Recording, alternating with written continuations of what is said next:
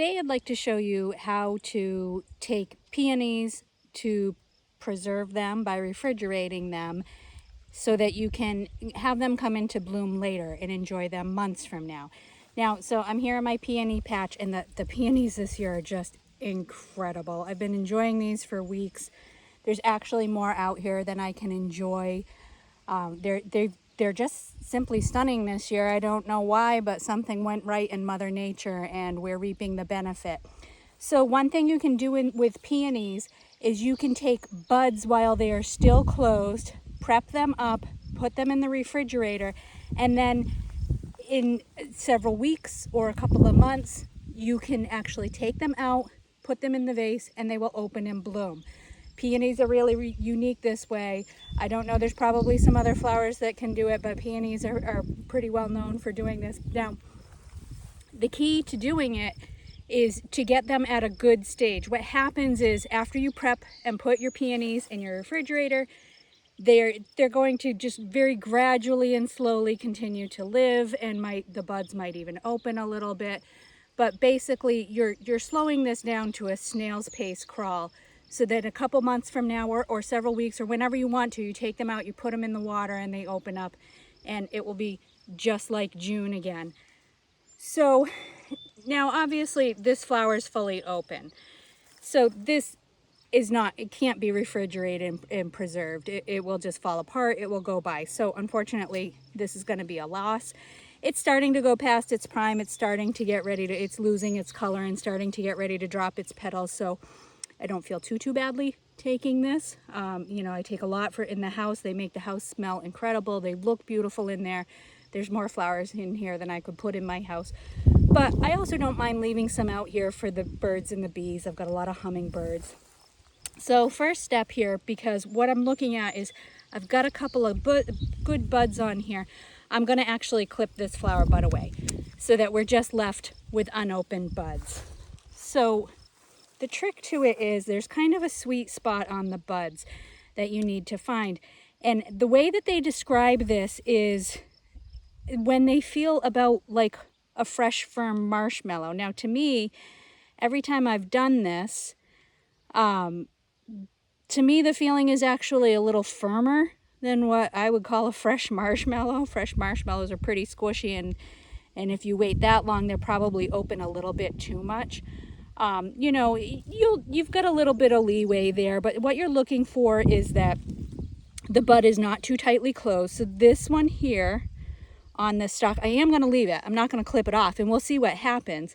You can see we're starting to see a little bit of the color inside. That's one of your first indicators, is that you can see some of the petal color. This is a pretty firm ball. It does have a little bit of give to it, so maybe it will open up and be kind of a secondary bloom when we put it in the vase.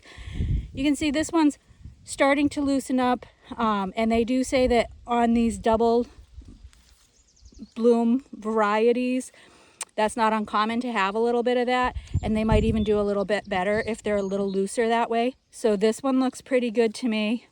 Now when you squeeze it to test, it's just a little bit of a squeeze, and they say actually the best way to do this is bottom to top. So kind of take your measurement that way.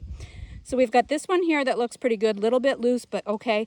This one that's nicely closed, has a little bit of give to it, nice color. I feel good about this one. So now what we're gonna do is you're gonna go down and you're gonna cut to the length of the stalk that you want. Usually somewhere like say 14 to 18 inches. Some of that depends on if you're bagging it, the size of your bag and whatnot. But the other thing to keep in mind is that when they do come out of the refrigerator, you're going to have to trim back some of that stalk because the end of the stalk is going to be dried out and won't really take up water well when it goes in the vase.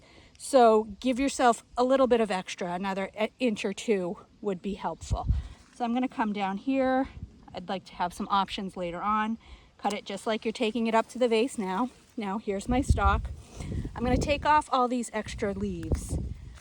The reason being that these are going to continue to draw moisture from the stem, and the moisture is what protects the flowers in the refrigerator. They need that. You don't want them drying out.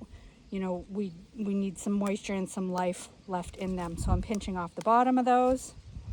If you want to try and leave a little bit at the top, if you want some for a display, you can do that. These ones look a little bit spotty, so I'm going to actually just clip these off. This leaf's not too bad. These don't look that great anyway, and they're not going to get better in the refrigerator. So I am going to snip those off. If some of the other stems have some better looking leaves, I'll let them stay. You know, when they come out, your leaves may or may not look great, but really you're going for the flowers. You can always find some other green filler somewhere else. So better to get most of those off. Like I said, you can leave a little bit at the top if you like. Well, so this is a good example of, you know, we've got the buds, some foliage, just not very much to be too much of a draw, and the nice stem. I'll be going around and taking several of these, but what happens after this is they need to be wrapped. Some of the old timers say they used to wrap them in newspaper or moist newspaper. I think a lot of those instructions go back to before they had plastic wraps and stuff. And you know, I mean, hey, we need to get away from the plastic. So if you'd rather try that instead, that's fine too. The thing is, we're putting these in a household refrigerator that's going to get open and closed. It's hard to control the humidity in there and keep it cool enough, humid enough to keep these moist. So, you know, plastic's actually a better option. So this is actually something I'm recycling from something I got, I don't know, laundry detergent or something that I had ordered in recently. And it came in this bag. It's a nice size to put peonies in. So they're just going to go in there. Sometimes in the past, I've wrapped the end stem with just a very, very lightly damp paper towel. A lot of the universities and florist sites in the American Peony Society don't even say to do that. They say just to get them in good airtight plastic. You know, once I do have this filled up, I'll be sealing it, get rid of the extra air, and then it's going to go in the back of my refrigerator. Somewhere, hopefully, away from where it's going to get bumped and damaged a lot.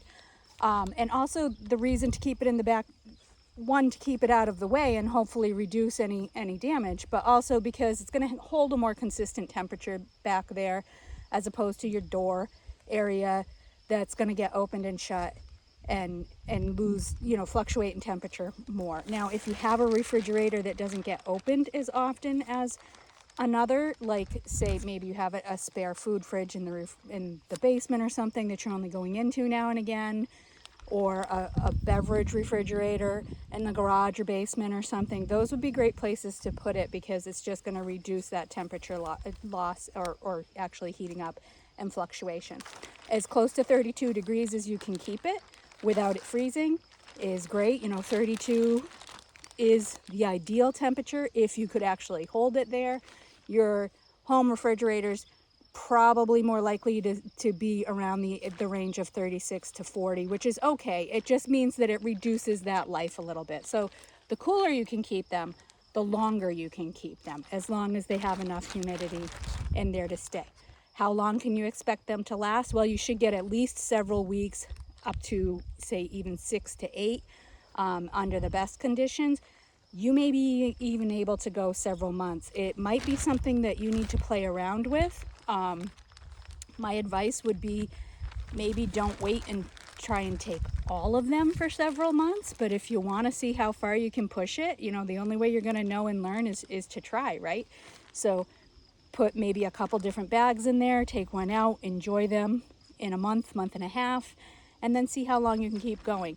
Another thing is that different varieties are going to react differently, so you'll have more success with some than others and more longevity in the refrigerator holding some than others. So that's another thing that maybe, you know, maybe you're not going to learn it all this year, but if you take some different cuttings and take some different buds and see what does well and which ones maybe did the best, then note that for next year and learn a little more every year. And you know, there are worse ways to spend your time than trying to preserve your beautiful peonies.